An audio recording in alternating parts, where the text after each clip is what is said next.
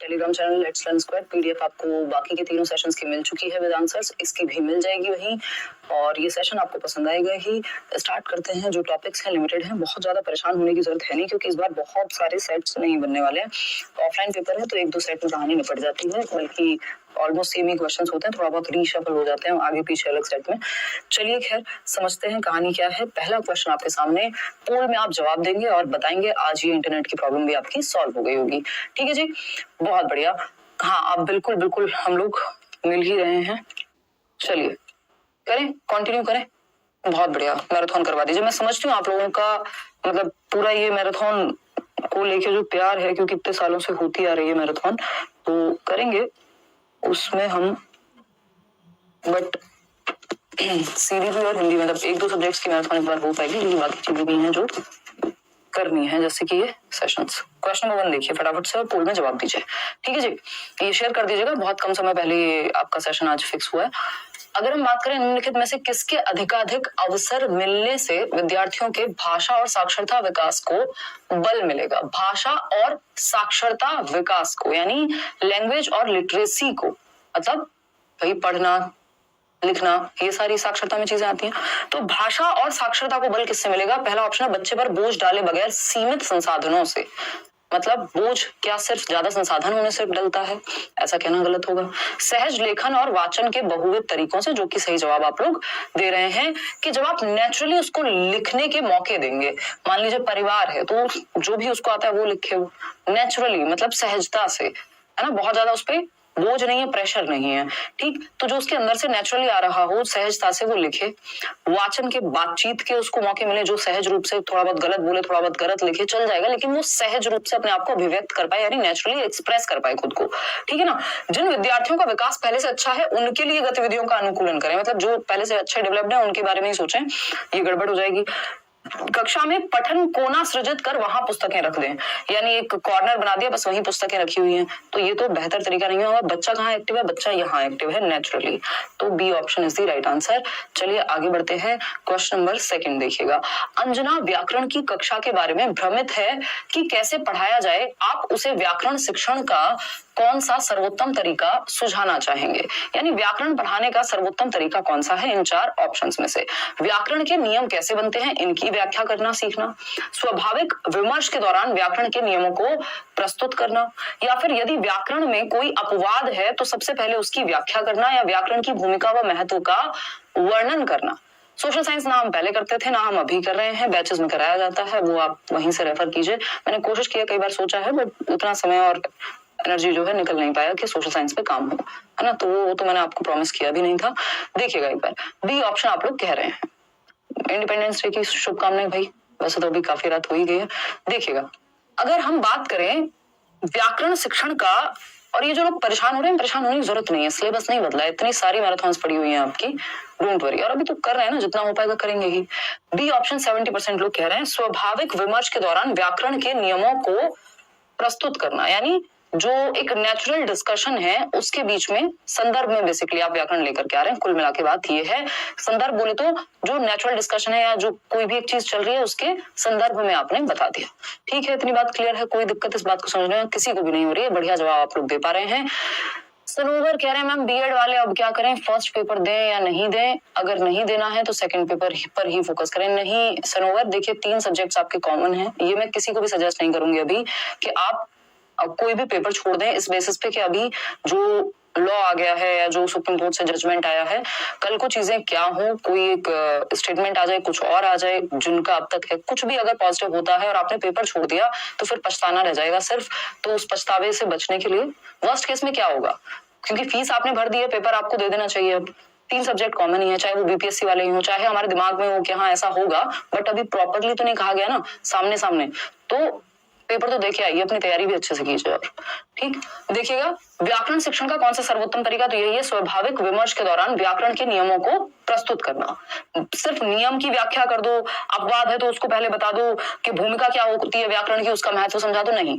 Naturally जब आप एक स्टोरी पढ़ रहे हैं, कुछ और पढ़ रहे हैं, तो उसके बीच में व्याकरण आपको उसी संदर्भ में, उसी कॉन्टेक्स्ट में समझा दिया जाए। व्याकरण सर्वाधिक बेस्ट तरीका यही होगा कि नेचुरली आपको संदर्भ में समझाया जाए, ये स्वाभाविक रूप से समझाया जाए। क्वेश्चन नंबर 3 देखिएगा, भाषा अधिगम के लिए सामग्री निर्माण का एक सिद्धांत कौन सा है? तो सामग्री निर्माण लैंग्वेज को सीखने के लिए बेस्ट तरीका कौन सा है? प्रत्येक आयु वर्ग के लिए जटिल सामग्री का चयन किया जाना चाहिए। देखिए, सरल से जटिल की ओर जाया जाता है और हर एक आयु वर्ग के लिए, छोटे बच्चों के लिए भी जटिल की बात कर रहे हैं हम, तो ये तो गलत हो गया। सामग्री को धीरे धीरे स्तरवार बनाना चाहिए, ये बात एकदम सही है जो आप 69% लोग कह रहे हैं कि भाई धीरे धीरे ग्रेडेड वे में अपग्रेड करेंगे हम, सिंपल टू कॉम्प्लेक्स जाएंगे, सरल से जटिल की ओर जाएंगे, धीरे धीरे लेवल अप करते जाते हैं, स्तर को बढ़ाते हुए चलते हैं धीरे धीरे। पाठ्य पुस्तक अपने आप में पर्याप्त है, इसलिए सिर्फ पाठ्य पुस्तक सामग्री बहुत ही सूचना होती है तो सामग्री से भर दो, ये सब बेकार की बातें हो गई। क्वेश्चन नंबर 4 देखिएगा, अध्यापक विद्यार्थियों की गलतियों का विश्लेषण करते हैं, गलतियों के प्रतिरूपों की पहचान करके विद्यार्थियों को पुनः पढ़ाते हैं और उनका स्पष्टीकरण देते हैं, यह किसके अंतर्गत आएगा? यानी जो अध्यापक हैं वो बच्चों की गलतियां यानी उनके एरर्स को क्या करते हैं? एनालाइज करते हैं, विश्लेषण करते हैं, गलतियों के प्रतिरूपों की पहचान करते हैं कि किस तरह की गलती बार बार हो रही है, फिर से पढ़ाते हैं जहां कमी रह जाती है, जहां पे बच्चा ज्यादा गलती कर रहा होता है, जहां उसको स्पष्टीकरण की जरूरत पड़ती है। ये सब किसका पार्ट है? सूक्ष्म शिक्षण का, यानी माइक्रो टीचिंग का? जी नहीं, वो तो टीचिंग ट्रेनिंग में ही हो जाता है, प्रॉपर क्लास में थोड़ी माइक्रो टीचिंग होती है। उपचारात्मक शिक्षण का, नियमित शिक्षण का या चुनौतीपूर्ण शिक्षण प्रक्रिया? तो ये उपचारात्मक शिक्षण यानी रेमेडियल टीचिंग का पार्ट है कि आप पहले डायग्नोस किया होगा, पहले निदान किया होगा, फिर बाद में उपचार दे रहे हैं कि यहाँ समस्या रहेगी, चलो इसको दोबारा पढ़ाते हैं, बच्चों को समझ में नहीं आया। तो B option is the right answer. आगे बढ़ेंगे, क्वेश्चन नंबर 5 देखिएगा, शिक्षार्थियों के लिए मुक्त लेखन का मुख्य लाभ क्या है? ये टॉपिक्स हर बार आते हैं। मुक्त लेखन यानी फ्री राइटिंग बोलते हैं इंग्लिश में, तो मुक्त लेखन मतलब बच्चे को सहज रूप से आप लिखने दे रहे हैं, तो इसका लाभ क्या है? यानी नेचुरली जो उसके मन में, मान लीजिए आपने कहा दिवाली एक टॉपिक दिया, या फिर दीपावली के अलावा आपने टॉपिक दिया परिवार, आपने टॉपिक दिया कुछ और उसका फेवरेट कोई भी गेम या खेल हो सकता है, तो उस पर वो कुछ भी जो उसके मन में आएगा। मुक्त लेखन में होता क्या है, एक सीमित समय दिया जाता है, यानी मान लीजिए 30 मिनट का समय है, 5 मिनट का समय, 5 मिनट तक जो जिसके दिमाग में आएगा उस विषय में वो अपना लिख सकता है, बहुत ज्यादा व्याकरण का ध्यान रखे बगैर कि बहुत ज्यादा आपको हर एक जगह पे आप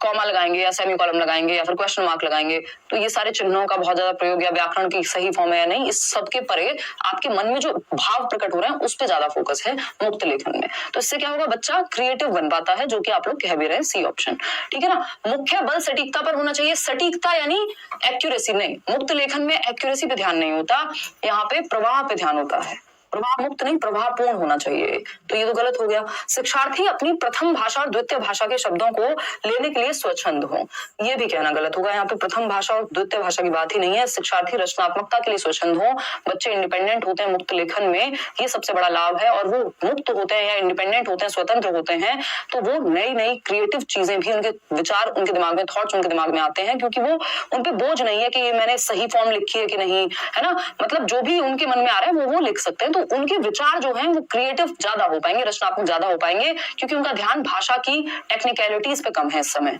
लिखने या न लिखने की स्वच्छंदता हो, ऐसा नहीं है। मुक्त लेखन का मतलब ये नहीं होता मन करे तो लिखो, नहीं तो मत लिखो। क्वेश्चन नंबर 6 पर आते हैं, व्याकरण के कार्य कैसे होने चाहिए, यानी हम ग्रामर में अगर एक्टिविटीज करा रहे हैं या कोई भी कार्य है तो किस तरह के होने चाहिए? संदर्भ के अनुसार, जीवन उन्मुखी यानी जीवन के परे, नियमों पर केंद्रित होने चाहिए या स्मृति पर आधारित होने चाहिए? तो हमें पता है व्याकरण और संदर्भ का बहुत प्यारा सा रिश्ता है, कॉन्टेक्स्ट में व्याकरण सीखना, संदर्भ के अनुसार व्याकरण सीखना, जिस समय परिस्थिति काल की बात हो रही है उस समय परिस्थिति काल के अनुसार, उस स्टोरी के अनुसार हम क्या दें, बच्चे को व्याकरण के नियम भी बता दें। कोई कहानी पढ़ रहे हैं उसके बीच में जो संज्ञा के शब्द आए तो उससे बता दें कि बेटा ये जो शब्द थे, ये जो बात थी, मान लीजिए हम लोमड़ी की चतुराई के बारे में बात कर रहे हैं, तो वो चतुराई क्या है, वो उसकी विशेषता या एडजेक्टिव हो गया, तो वो विशेषण कहलाएंगे ऐसे शब्द।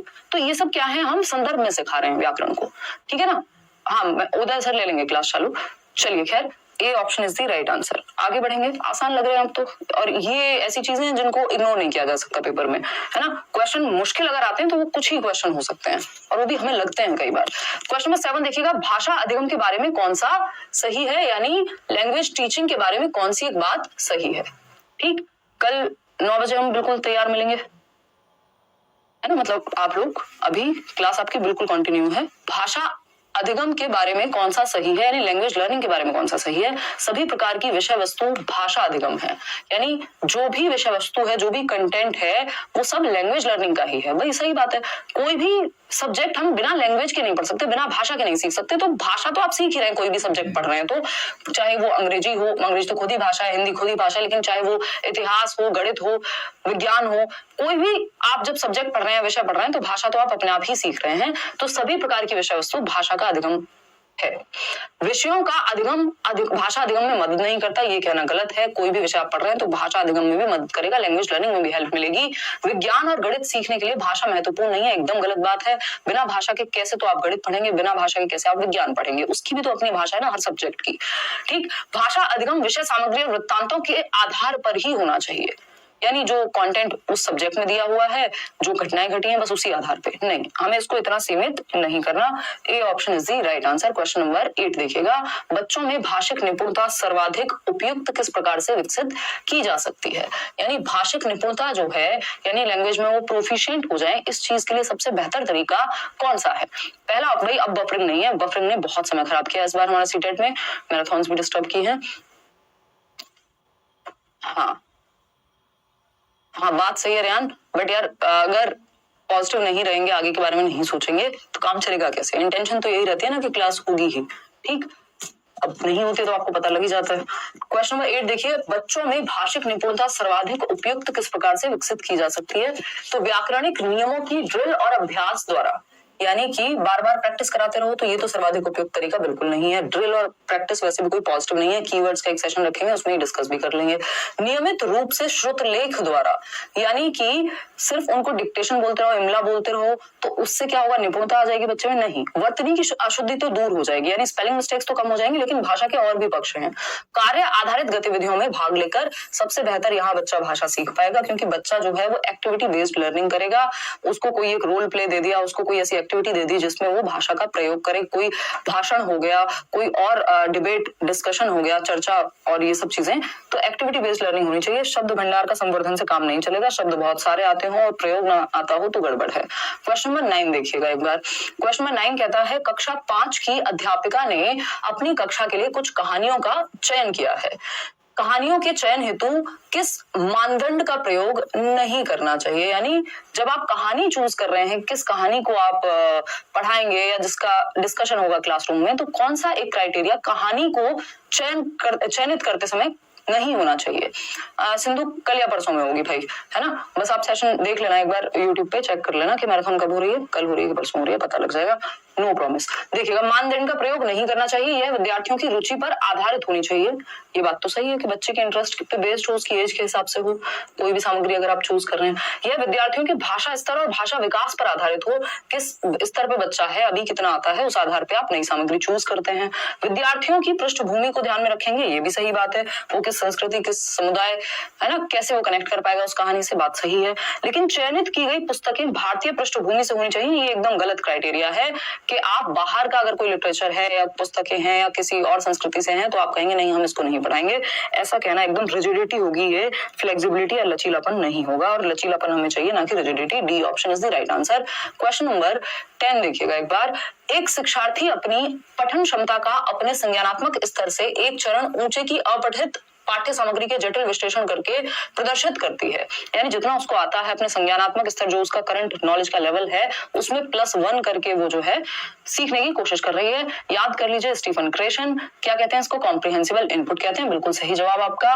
बोधगम्य निवेश कहते हैं कॉम्प्रिहेंसिबल इनपुट। जितना आता है उससे +1 लेवल पे रखो आप बच्चे को, जो भी पूछ रहे हो, सिखा रहे हो, ताकि थोड़ी सी डिफिकल्टी भी हो, थोड़ा चैलेंज भी फील हो और थोड़ा उसको कंट्रोल में भी फील हो कि हाँ थोड़ी चीजें मुझे आती हैं।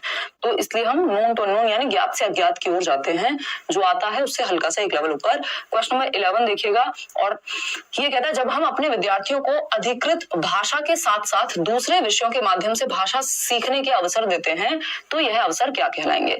यानी जो हमारे स्टूडेंट्स हैं, हम उनको जो भाषा ऑलरेडी है हमारे पास, अधिक जो भाषा चल रही है, उसके साथ साथ दूसरे विषयों के माध्यम से भाषा सीखने के अवसर दे रहे हैं। यानी भाषा में तो हम भाषा को पढ़ ही रहे हैं, हिंदी को पढ़ ही रहे हैं, लेकिन उस हिंदी के माध्यम से बाकी सब्जेक्ट्स भी हम पढ़ रहे हैं, या बाकी सब्जेक्ट्स में भी उसी भाषा का प्रयोग हो रहा है। इसको लैंग्वेज अक्रॉस करिकुलम, या हम क्या कहते हैं, भाषा समूचे पाठ्यक्रम में। ये गलत जवाब आप लोग दे रहे हैं, ये भाषा अर्जन नहीं कहलाता, ये LAC लैक कहलाएगा। यानी जब हम अपने विद्यार्थियों को अधिकृत भाषा के साथ साथ दूसरे विषयों के माध्यम से भाषा सीखने के अवसर दे रहे हैं, दूसरे विषयों के माध्यम से भाषा सीख रहे हैं आप, ये नहीं कहा है कि किसी भाषा के ग्रामेटिकल या व्याकरणिक नियमों को सीख रहे हैं, किताबों से पढ़ रहे हैं, स्कूल में सीख रहे हैं, वो भाषा अर्जन होता है। उसमें बाकी सब्जेक्ट्स की बात नहीं हो रही होती, भाषा की बात हो रही होती है, ठीक है ना। तो ऐसी गड़बड़ हमको नहीं करनी है। आगे बढ़ेंगे नेक्स्ट क्वेश्चन पे। क्वेश्चन नंबर है 12। भाषा के आकलन में निदानात्मक परीक्षणों का प्रयोग किसके लिए किया जाता है? यानी जो हम डायग्नोस्टिक टेस्ट ले रहे हैं उसका पर्पस क्या है लैंग्वेज के अंदर? पहला ऑप्शन है उपचारात्मक शिक्षण की योजना बनाने के उद्देश्य से विद्यार्थियों की कमियों का पता लगाना, यानी कि हम बच्चे की कमियों का पता लगाएं उपचारात्मक शिक्षण की योजना बना करके। या फिर सेकेंड ऑप्शन है विशिष्ट कार्यक्रमों के लिए शिक्षार्थी की उपयुक्तता का आकलन करना, कैंपस प्लेसमेंट देना, भाषा प्रयोग के लिए विद्यार्थी की क्षमता की जांच करना। नहीं, सिंपल बात है, निदानात्मक परीक्षण होता है इसलिए कि पता चल सके कि कमी कहाँ है। उपचारात्मक शिक्षण की योजना जो रेमेडियल टीचिंग है, निदानात्मक बोले तो डायग्नोस्टिक टेस्ट, डायग्नोज कर रहे हैं, पता लगा रहे हैं समस्या है कहाँ। और ये इसका जो प्रयोग है वो इसके लिए किया जाएगा कि कल को जब रेमेडी देनी हो, उपचारात्मक शिक्षण देना हो, तो हमारे पास एक योजना हो कि बच्चे में दिक्कत कहाँ थी और उसकी कमियों का पता लगा करके हम योजना बना सकें किसकी, उपचारात्मक शिक्षण की।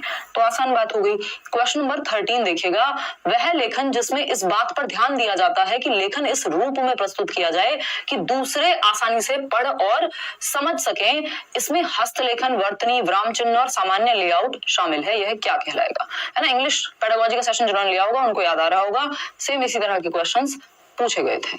ठीक, तो वह लेखन जिसमें इस बात पर ध्यान दिया जाता है कि लेखन इस रूप में प्रस्तुत किया जाए कि दूसरे आसानी से पढ़ और समझ सकें, मतलब पढ़ और समझ सकें दूसरे, इस बात पे फोकस किया जाए। और बाकी चीजें जैसे हस्तलेखन, वर्तनी स्पेलिंग ठीक है कि नहीं है, विराम चिन्ह है कि नहीं है, सामान्य लेआउट ठीक है कि नहीं है, ये प्रतिलेखन यानी ट्रांसक्रिप्शन में आता है। ये एकदम फैक्चुअल सा क्वेश्चन है, इसमें आप और मैं कुछ खास कर नहीं पाएंगे। चलिएगा, खैर क्वेश्चन नंबर 14 पे जाएंगे। ये क्या कहता है समझिएगा एक बार, फटाफट से जवाब दीजिएगा। क्वेश्चन नंबर 14 देखिएगा। क्वेश्चन नंबर 14 की अगर हम बात करें, साझा पठन के लिए यानी शेयर्ड रीडिंग जिसको हम कह रहे हैं, अध्यापक के रूप में आप क्या करेंगे? देखिए, शेयर्ड रीडिंग यानी ये मैंने इंग्लिश वाले सेशन में भी डिस्कस किया था, सेम क्वेश्चन था। साझा पठन मतलब शेयर्ड रीडिंग जिसमें टीचर एक बार खुद से पढ़ के बता देता है, एक मॉडल रीडिंग मिल जाती है ताकि बच्चे को पता चले कि इसका आदर्श रूप ये है, आदर्श वाचन हो जाएगा, सही उच्चारण के साथ टीचर उसको सही सुर लय ताल के साथ उसका पठन करेगा और बाकी बच्चे फिर साथ में चलेंगे। वहीं अगर हम बात करते हैं गाइडेड रीडिंग की, है ना, वो उस केस में बच्चों के साथ जहां उनको दिक्कत है वहां टीचर साथ में होता है गाइड करने के लिए, ये मेन अंतर है। तो साझा पठन के लिए अध्यापक के रूप में आप क्या करेंगे? आपने जिस पाठ्य सामग्री को सस्वर पढ़ा है, कुछ विद्यार्थियों को उसका अनुसरण करने के लिए कहेंगे। नहीं, सस्वर पठन करना और विद्यार्थियों से अपने पीछे या सामूहिक रूप से दोहराने के लिए कहना, ये भी नहीं है कि इसका मतलब साझा पठन है, वो तो फिर आप आदर्श वाचन जैसा कुछ कर रहे हैं। पाठ्य सामग्री पढ़ते समय विद्यार्थियों का अनुसरण करना, ये भी गलत होगा। पठन प्रक्रिया का आदर्श रूप प्रस्तुत करना कि ये एग्जैक्ट ऐसे पढ़ा जाएगा, ये इस शब्द का उच्चारण ऐसे होगा, कहाँ कितना विराम देना है, वो सारा कुछ आप प्रॉपर आदर्श रूप में प्रस्तुत करते हैं। जैसे हाव भाव के साथ कैसे पढ़ा जाए और अपरिचित शब्दों के साथ क्या किया जाए, ये आपका किस में आएगा? साझा पठन में आएगा, शेयर्ड रीडिंग में आएगा। क्वेश्चन नंबर 15 देखिएगा, एक अध्यापिका संज्ञा समझाने के लिए पहले उदाहरण देती है, फिर उसकी परिभाषा बताती है, यह विधि कहलाती है। यानी संज्ञा समझाने के लिए टीचर ने क्या दिया? पहले उदाहरण दिया, यानी एग्जाम्पल। उदाहरण से नियम की ओर इंडक्टिव कहते हैं इसको, जिसको आगमनात्मक हिंदी में कहेंगे। निगमनात्मक डिडक्टिव होता है, इसमें पहले नियम बताया जाता है, ठीक है। तो आगमनात्मक में पहले आप उदाहरण देते हैं और बाद में जाकर के आप परिभाषा बताते हैं, ठीक है ना। तो ये बात तो एकदम क्लियर हो गई, आसान सा जवाब है और आता भी है ये क्वेश्चन। क्वेश्चन नंबर 16 देखिएगा एक बार, ये क्या कहता है? एक अध्यापिका कक्षा में विद्यार्थियों के घर की भाषा में उदाहरण प्रस्तुत करती है, इसमें कक्षा में क्या प्रभाव पड़ेगा इससे बताइएगा। घर की भाषा में उदाहरण प्रस्तुत किया यानी बच्चे की मातृभाषा का प्रयोग यहाँ किया गया है अध्यापिका के द्वारा। पहला ऑप्शन है छोटी सी आयु में बच्चों पर अतिरिक्त भाषिक बोझ पड़ जाएगा। भाषिक बोझ कहाँ से आया? मातृभाषा बोझ थोड़ी होती है बच्चे के लिए, तो वो आसानी होगी उस बात से कि टीचर ने यूज किया है बच्चे की मातृभाषा को। बी ऑप्शन है विद्यार्थियों को विभिन्न संस्कृतियों और परंपराओं पर रिपोर्ट लिखने में मदद करेगा, यानी बच्चों को अलग अलग संस्कृतियों के बारे में जो है रिपोर्ट लिखने में मदद करेगा। रिपोर्ट लिखना इसमें उद्देश्य है या बच्चे को समझाना? तो ये भी कहना गलत हो गया। कक्षा में भाषा समृद्ध परिवेश सृजित होगा और इस तरह से विद्यार्थियों के अधिगम पर सकारात्मक प्रभाव पड़ेगा। कुछ हद तक सही बात लग रही है हमें। कक्षा में मुद्रित समृद्ध परिवेश सृजित होगा। देखो मुद्रित समृद्ध नहीं होगा क्योंकि यहाँ कोई प्रिंटेड मटेरियल की बात नहीं हुई है। जो शिक्षिका हैं वो प्रयोग किसका कर रही हैं? मातृभाषा का प्रयोग कर रही हैं। तो भाषा समृद्ध यानी लैंग्वेज रिच एनवायरनमेंट तो है यहाँ पे कि भाषा का अलग अलग लोगों की यानी अलग अलग बच्चों की मातृभाषा का वहां पे संकलन है, उनको इंक्लूड करना, समावेशन है। तो भाषा समृद्ध परिवेश सृजित होगा और इस तरह से विद्यार्थियों के अधिगम पर सकारात्मक प्रभाव पड़ेगा। बच्चे पॉजिटिवली सीख पाएंगे क्योंकि एक अच्छा मातृभाषा तो आपकी जो नई शिक्षा नीति है वो भी यही कह रही है कि भाई मातृभाषा में सिखाओ, जो कोठारी आयोग कह रहा था 1966-67 से। क्वेश्चन नंबर 17 देखिएगा, पठन शिक्षण के लिए टॉप डाउन उपागम की कौन सी युक्ति नहीं है? टॉप डाउन और बॉटम अप अप्रोच को एज इट इज ये पूछ लेते हैं अभी हिंदी और इंग्लिश दोनों में। तो पठन शिक्षण के लिए टॉप डाउन, टॉप से डाउन है ना, और बॉटम से अप मतलब बिल्कुल छोटे अक्षर से और आप कहानी की तरफ जा रहे हैं, और टॉप डाउन में आप कहानी से नीचे अक्षर की तरफ आ रहे हैं। उसके बीच में बहुत सारी जर्नी होगी, उस पर चर्चा बाद में करेंगे। तो पठन शिक्षण के लिए टॉप डाउन उपागम की कौन सी युक्ति सही नहीं है? चित्रों को देखकर अर्थ का अनुमान लगाना, यानी जब आप चित्र देख रहे हैं तो अर्थ का भी अनुमान लगा रहे हैं। इसका मतलब जो एक टोटल कहानी है उससे आप अर्थ समझ रहे हैं। ऐसा नहीं है कि आप कोई वर्ड मीनिंग याद कर रहे हो, कोई आप शब्दावली याद कर रहे हो। तो ये तो टॉप डाउन है, हमसे नहीं पूछा है। कौन सा नहीं है? इसमें वर्णमाला के अक्षरों, उनकी ध्वनियों और अलग अलग शब्दों के अर्थ का शिक्षण शामिल है। ये कहना गलत होगा। वर्णमाला हुआ, अक्षर हुआ, ध्वनि हुई, अलग अलग शब्दों के अर्थ जानना हुआ, फिर उन शब्दों को जोड़ करके एक वाक्य बनाना हुआ, फिर आप पूरे एक पैराग्राफ या एक पैसेज की तरफ जाते हैं, गद्यांश पद्यांश जो भी हम कह रहे हैं। तो ये सब जो है ये बॉटम अप में आएंगे। जब आप नीचे से ऊपर की तरफ जा रहे हैं, छोटे से बड़े की ओर जा रहे हैं, अगर मैं कहूं कि अक्षर से वर्णमाला से अक्षर, फिर हम ध्वनि, फिर अलग अलग शब्द, तो ये बॉटम अप अप्रोच है ना कि टॉप डाउन। तो यही गलत है और जो गलत है वही सही है क्योंकि पूछा ही गलत है। साझा पठन, अब ये साझा पठन में बिल्कुल आप पूरी कहानी पढ़ रहे होते हैं। निर्देशित पठन में भी, गाइडेड रीडिंग में भी पूरी कहानी समझ रहे होते हैं बच्चे, ना कि एक एक अल्फाबेट या अक्षर को समझ रहे होते हैं या याद कर रहे होते हैं। क्वेश्चन नंबर 18 देखिएगा, संदर्भ में व्याकरण किस पर बल देता है? संदर्भ में व्याकरण, ऐसा रेयर ही कोई सेट आपको मिलेगा आज तक जहां क्वेश्चन ना आया हो। संदर्भ में व्याकरण का मतलब है कॉन्टेक्स्ट में ग्रामर सीखना। फटाफट से जवाब दीजिएगा, फिर हम आगे बढ़ेंगे। इंग्लिश पेडागोजी की मैराथन करा दीजिए मैम। गीता, मेरा बस चलता है, आप चीजें अगर ठीक रहती है इस बार तो वो तो सारी सब्जेक्ट की होनी थी मैराथन, बट रहे कुछ कारण, तो प्रीवियस जो इंग्लिश पेडागोजी की मैराथन है एक बार वो आप रेफर कर सकते हो अगर पॉसिबल हुआ तो। मैं कोशिश करूंगी बट अभी उस पर कोई प्रॉमिस नहीं है। सीडीपी में पक्का कराऊंगी, अगर मौका मिला तो हिंदी पेडागोजी भी कराऊंगी। एक कीवर्ड का सेशन आपका होना बहुत जरूरी है, मैराथन से भी ज्यादा, क्योंकि मैराथन आपके पास प्रीवियसली है, फ्री नोट्स भी हैं जो मैंने दिए हुए हैं, वो सब काम आ जाएंगे, ठीक है ना। तो सीडीपी तो पक्का ही है, परसों होपफुली सीडीपी हो जाएगा, कल हम मैथ्स पेडागोजी का एक वो खत्म कर लेंगे। देखिएगा 63% लोग सी कह रहे हैं। संदर्भ में व्याकरण, विषय वस्तु के शिक्षण के लिए व्याकरण अनुवाद विधि का प्रयोग करने पर बल देती है। बात तो सही है। भाषा के नियमों को आत्मसात करने पे नहीं नहीं नहीं नहीं, एक सेकेंड। संदर्भ में व्याकरण किस पर बल देती है? आप लोग अलग अलग जवाब दे रहे हैं।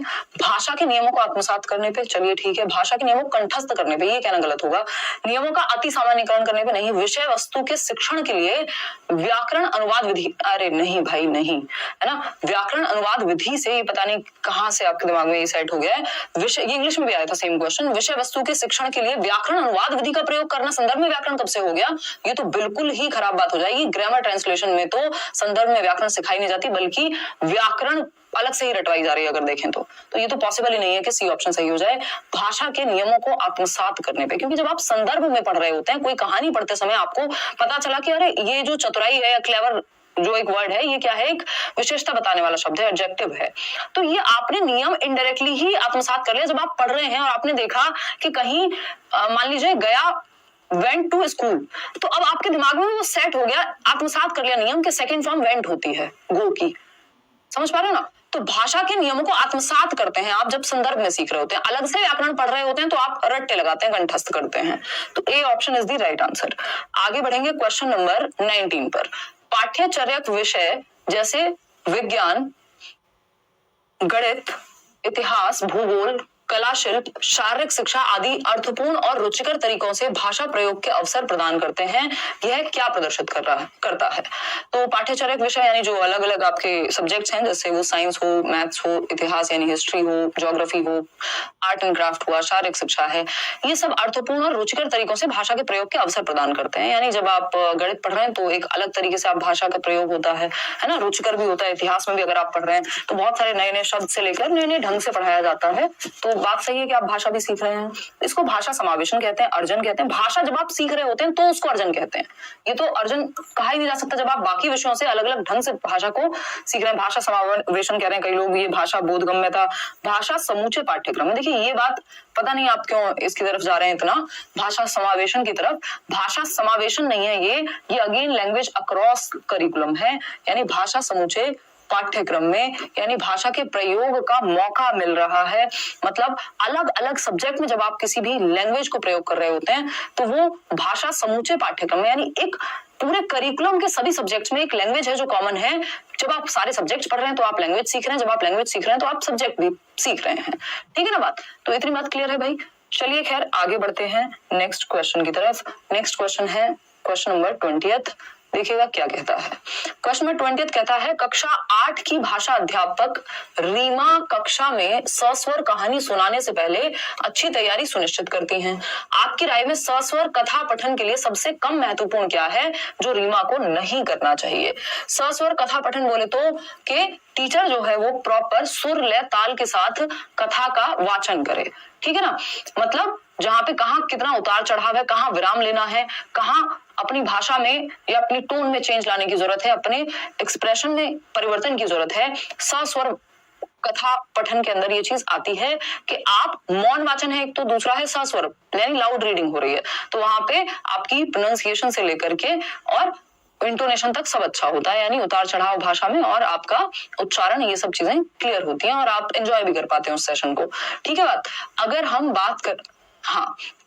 हम बात करें यहाँ पे डी ऑप्शन 42% लोग कह रहे हैं कहानी के निष्कर्ष पर आधारित प्रश्न बनाना जो विद्यार्थियों से पूछे जा सके। भाई बात क्या चल रही है कि सस्वर कहानी सुनाने से पहले अच्छी तैयारी सुनिश्चित करते हैं। ठीक है, आपकी राय में सस्वर कथा पठन के लिए सबसे कम महत्वपूर्ण क्या है, यानी लीस्ट इंपॉर्टेंट जब लाउड रीडिंग हो रही है या सस्वर कथा पठन हो रही है? तो पहले तो अनेक बार कहानी खुद से पढ़नी पड़ेगी। भाई मछली जल की रानी है, अगर टीचर ने प्रैक्टिस नहीं की होगी तो उस सुर लय ताल के साथ वो क्लासरूम में नहीं पढ़ा पाएंगी। बात सही है, तैयारी के समय ये करना पड़ेगा। जिन शब्दों के बारे में वह सुनिश्चित नहीं है उनको समझना, अगर कहीं पे किसी शब्द को समझने में दिक्कत है तो वो भी समझ के जाना। पठन पूर्व गतिविधि की योजना बनाना के जो प्री रीडिंग एक्टिविटीज हैं, क्या पूछना है बच्चों से, लेकिन ये नहीं कि कहानी का जो निष्कर्ष होगा उसके आधार पर प्रश्न बनाना, ये लाउड रीडिंग की प्रैक्टिस में नहीं आएगा।